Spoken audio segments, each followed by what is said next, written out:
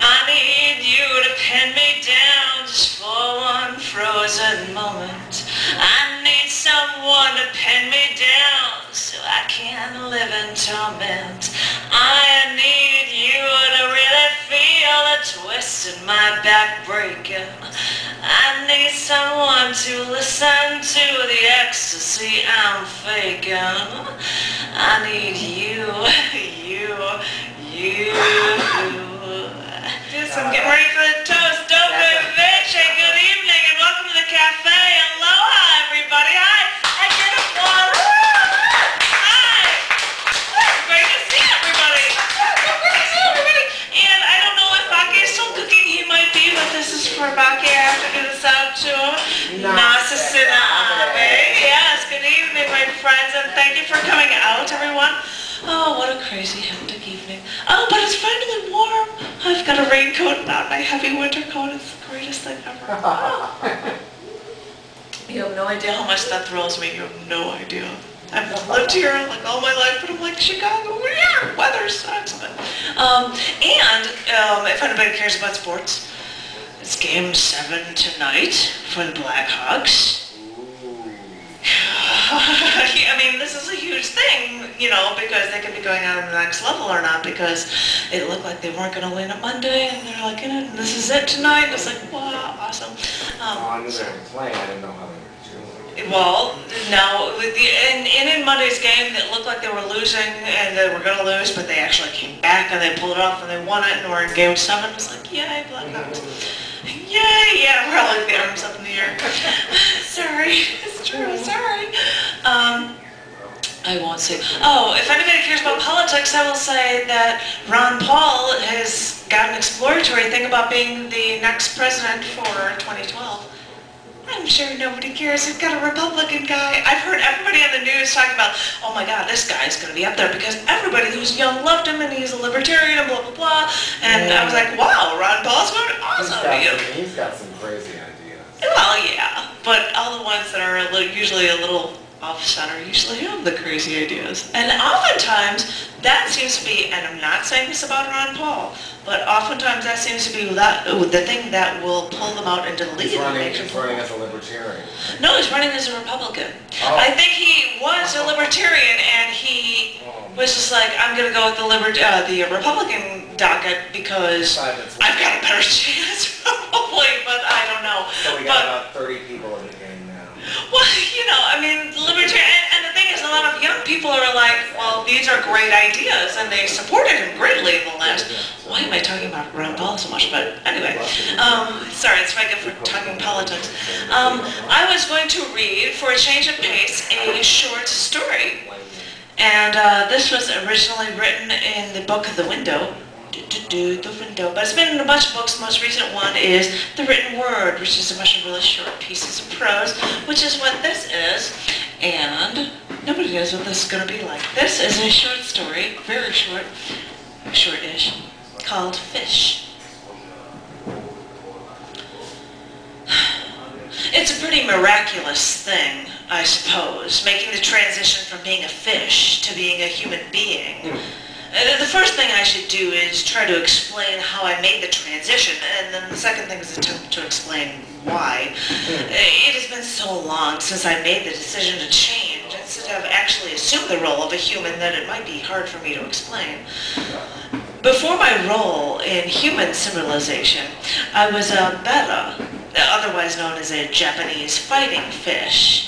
Although we generally have beautiful purple, blue hues, I was more taupe, and most people familiar with different species of fish thought of us betta as more expensive goldfish. I was kept in a round bowl about 8 inches wide at its longest point, which in human terms would mean living in quarters that are like 25 feet at its widest point. Now, it might seem large enough to live in, but keep in mind that as humans, you not only have the chance to live in a larger home, but you're also able to leave your living quarters at any point in time. I did not have that luxury. In fact, I had a very small glass apartment, now well kept by my owners, and at that point I had no ability to to take care of the place myself. I had a view of the outside world, but it was a distorted view through the glass, and I thought I would never experience that world firsthand. Previous to living anywhere else, but before I was purchased, I resided in a very small bowl. Now keep in mind that my body, keep in mind it as length and not just as height, really. And I was living in what humans would consider an 8-foot square. I had difficulty moving. I even had a hard time breathing. And needless to say, from then on, I felt that I needed more space. I needed to be on my own, and no matter what, that is what I needed. I lived in said bowl alone. There was one plastic plant in the center of my quarters. Some algae grew on it, but that was all I had for plant life in my space. The bottom of my quarters was filled with small rocks and a few clear marbles. It was uneventful. Once they put another betta in the quarter with me. Oh, wait, I must correct myself. I thought they put another betta there with me. I must explain. Please do not laugh. I only came to learn at this point, at a point after I was human, that the owner actually placed a mirror on the opposite side of my quarters. I thought another fish was there with me, following my every motion, getting angry when I got angry, never leaving me alone, always taking the same moves I did. I raced back and forth across my quarters, always staring at this other fish, always prepared to fight. But I never did. Once I was kept in an aquarium for a short period of time. It was a 10-gallon tank, and I was placed in there with other fish of various species, mostly smaller. I was the only betta there. There were different colored rocks, and there were a few more plastic plants, and one of the outside walls was actually colored a bright shade of blue. I later came to discover that there was paper behind that glass wall. Beyond the other fish, there was no substantial difference in my quarters. But my interaction with the other fish is what made the time there more interesting. I wanted to be alone most of the time, and that is the way I felt most comfortable. I felt the other fish didn't look like me, and I often felt like they were specifically out to hamper me from any happiness. You have to understand that we are by nature very predatorial. We want our space. We want our dominance over others. We want others to fear us.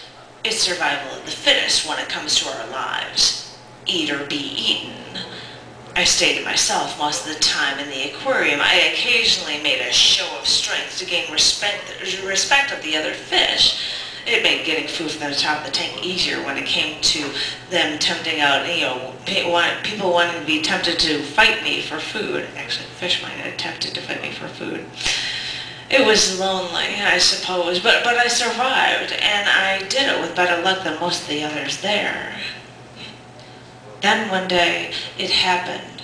First, closed off to the rest of us by some sort of plastic for a while, and then eventually the plastic walls were later taken away, and it was there.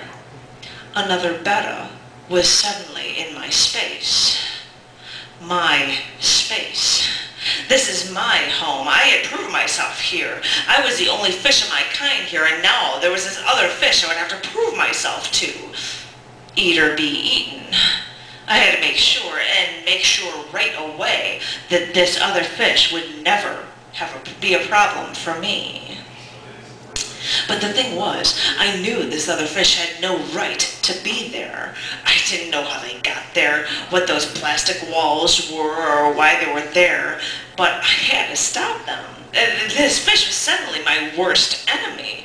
It didn't take long before we fought. It was difficult. It was a difficult battle. All the other fish got out of the way, and we darted around from one end of the aquarium to the other.